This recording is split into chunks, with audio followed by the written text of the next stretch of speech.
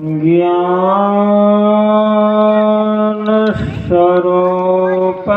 निजबोधरूपम्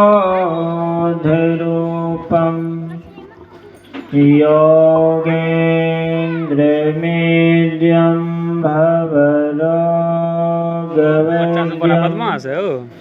श्रीमद्गुरुं नित्यमहं नमामि।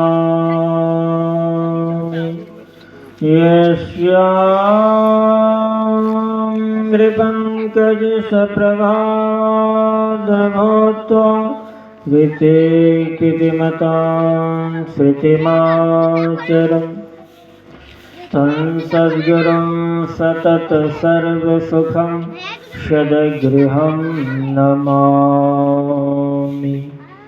वन्दागुरुपदकञ्जकृपा सिन्धुनररूपहरि महामौहतमपङ्गजासुवचनरविकरुनिकरो सद्गुरु मेरे स्वामी मैं उनके दास जन्म जन्म मोहे दीजियो गुरु चरणन में वास। जन्म जन्म मोहि दीजियो गुरु चरणन में वास। सद्गुण संपन्न समस्त महात्माओं गण को सत सत नमन। सृष्टि के कण कण में ओत परोत प्रातः स्मरणीय अनंत श्री विभूषित परम आराध्य संत सद्गुरु महाराज के युगल पाद पद्मों में कोटि कोटि नमन। अपने निवास में स्थित देवभूमि हरिद्वार से पधारे हुए परम पूज्य स्वामी मुक्तानंद जी महाराज के चरण कमलों में कोटि कोटि नमन। यत्र तत्र से एकत्र मानव जीवन का सबसे महत्वपूर्ण कर्म करने हेतु पधारे हुए धर्म प्रेमी सत्संग प्रेमी माताओं एवं भक्तिमती बहनों, आप लोगों को विदित है कि शंकर भाई के पिताजी अब इस दुनिया में नहीं रहे। उन्हीं के वर्षगांठ के शुभ अवसर पर यह सत्संग का कार्यक्रम हुआ है। हम आप लोग वेद मंत्र में एक मंत्र को श्रवण कर रहे थे। देहावयान शम्ये चित्ते यद्यद्विभावये तत्त्वदेव भवे जीवा इत्येव जन्म कारणम्। देह त्याग के समय चित्त में जो जो भावनाएं जीव करता है वही वही वह होता है, यही जन्म का कारण है। तो हम आप लोग देह त्याग के समय चित्त में कैसी भावना लाएं। श्री रामचरितमानस से आप लोग कई बार सुने होंगे, जन्म जन्म मुनि जतन कराहि अंत काल मुख राम नावहि। जन्म जन्म से मुनि लोग जतन करते हैं तो भी अंत काल में मुख में राम नहीं आते। तो राम को पहले पहचानेंगे कैसे? लाखों मौनी फिरे, लाखों पाघंबरी, लाखों अर्धमुखी और नखी, लाखों लोह लंगरी, लाखों जल में फिरे, लाखों भभूत को छानते और हारे पलटो जामे राजी राम यह को नहीं जानते।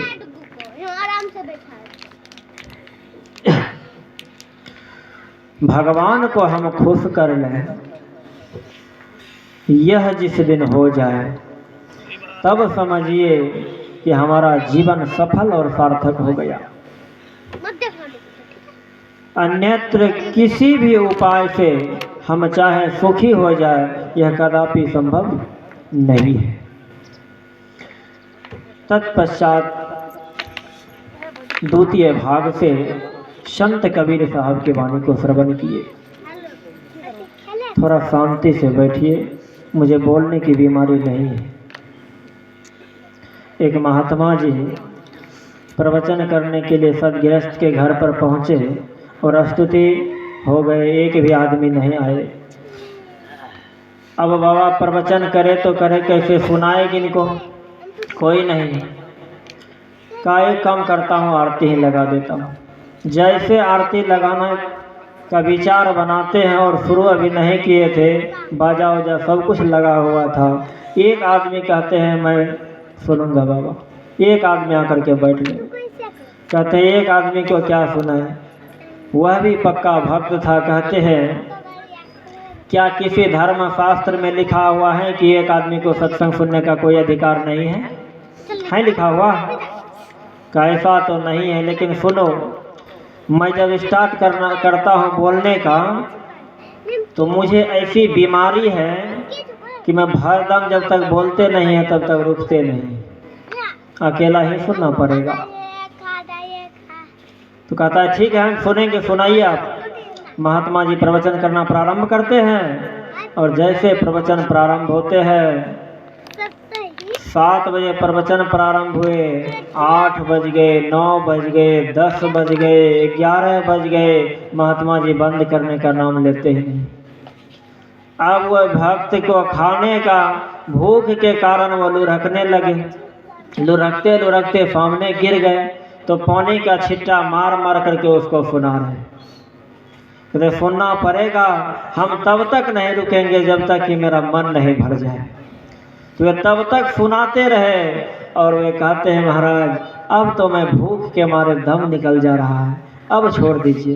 कहा रे सबका हिस्सा तुम्ही को आज सुनना पड़ेगा, क्योंकि तूने ही यह शुरू करवाया था प्रवचन। तो ऐसी कोई मुझे बीमारी नहीं है कि मैं शुरू कर दिया तो दिन भर देते रह जाऊंगा, कुछ ही सुनाऊंगा, कम ही समय में सुनाऊंगा। बाबा देवभूमि हरिद्वार से आप लोगों के बीच, आप लोगों के जन्मार्जित तपस्या के फलस्वरूप कहिए उनका पदार्पण हुआ है, तो उन्हीं के मुखारविंद से विशेष कर श्रवण करेंगे। तो हम आप लोग से निवेदन कर रहे थे कि मरने पर जो मुक्ति होती है वह मुक्ति नहीं है। मुक्ति वह है जबकि जीव ब्रह्म तत्व को प्राप्त कर लेता है। जीते जिन्होंने मोक्ष को पा लिया वही मुक्ति है, और मरने पर जो मुक्ति होती है वह स्वप्न है। द्वितीय भाग से हम आप लोग श्रवण कर रहे थे, अवधु भूले को घर लावे, सो जन हमको भावे, घर में जुक्ति मुक्ति घर ही में, घर तजी बन नहीं जावे, अवधु भूले को घर लावे। अवधु यहाँ पर जीव के साथ में जो मन है इसी को कहा गया है, इस मन को कहा गया है अवधु। इसे भूले भटके मन को समझाए लीजिए, सत्संग के बीच में आए के जी। इस सत्संग के बीच में आकर के भूले भटके मन को यदि समझा लें तो घर में जुक्ति मुक्ति घर ही में, सब कुछ घर ही में है, तो किस घर में? एक बार समझना पड़ेगा कि यह जिस घर में हम आप लोगों का शरीर है वह घर नहीं, मुक्ति वह घर है जिस घर को परमात्मा ने बनाया है। परमात्मा ने हम आप लोगों को यह मनुष्य रूपी घर बना करके दिए हैं। इसी घर में हम आप लोग दिन रात रहते हैं, खाते हैं, सोते हैं, उठते हैं, बैठते हैं, बहुत से कर्म को करते हैं। यह मनुष्य का शरीर जो मिला है इसी घर में यदि अपने आप को ठहराएंगे तो अभी की जो पाठक्रम में श्रवण किए, अवधु भूले को घर लावे, सो जन हमको भावे, वे भगवान को भाते हैं, वे अच्छे लगते हैं। फिर आप लोग 20वीं सदी के महान संत प्रातः स्मरणीय अनंत श्री विभूषित परमाराध्य संत सद्गुरु महाराज की वाणी श्रवण किए। गुरु हरि चरण में प्रीति हो, युग काल क्या करे, कछु की दृष्टि दृष्टि हो, जंजाल क्या करे। इसी पंक्ति को सुनते सुनते आप लोग भी यह श्रवण किए, सतसंग घर में वास हो, भव पास क्या करे, पूरे गुरु का संग हो, अनंग क्या करे। एक छोटी सी योगी की जीवन की घटना मैं आप लोगों को सुनाकर माइक व्यवस्थित मनीषानंद जी महाराज के सामने तब तक किया जाए। तो गोपी चंद की माँ ने अपने पिता गोपी चंद के पिता को इस संसार में नहीं देखते हुए अपने पुत्र के सामने बैठकर रोने लगी और कहते हैं, पुत्र मैं इसीलिए रो रहा हूँ कि जैसा शरीर तुम्हारा सुंदर देखने में है, ठीक इससे भी बढ़िया तुम्हारे पिताजी का, लेकिन वो नहीं रहे। बेटा तू भी नहीं रहेगा, एक काम कर, मेरी हार्दिक इच्छा है कि इस शरीर को और इस शरीर के रहने वाले दोनों को यदि अमर कर लेना चाहते हो, दोनों के कीर्ति और यश को दुनिया में फैला देना चाहते हो, तो जा बेटा तू योगी बन जा। माँ की आज्ञा का पालन करने के लिए गोपी चंद बाबू योगी बन गए। जैसे ही योगी बनने के लिए चले गए, राजा के पुत्र राजपाट सब कुछ त्याग किए। ऐसा नहीं कि जो संसार के धन संपत्ति के राजा है यह राजा नहीं, गरीब भी राजा होते।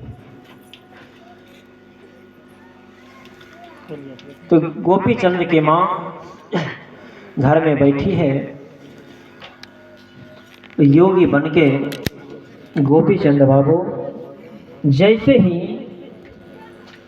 अपने दरवाजे पर भिक्षा मांगने के लिए आते हैं, भिक्षाटन के समय दासी कहती है, माँ जी देखिए ना, दरवाजे पर अपने ही गोपी चंद बाबू भीख मांगने के लिए आए हैं, उन्हें भिक्षा दीजिए। गोपी चंद की माँ जैसे ही दरवाजे पर आती है और गोपी चंद को देखते हैं, तो माँ अपनी आँखों के आंसू को नहीं रोक पाए और रोते रोते कहने लगे, नवता महीना रे गोपी चंद कोखिया में रखली अरे बबुआ, नवता महीना रे गोपी चंद कोखिया में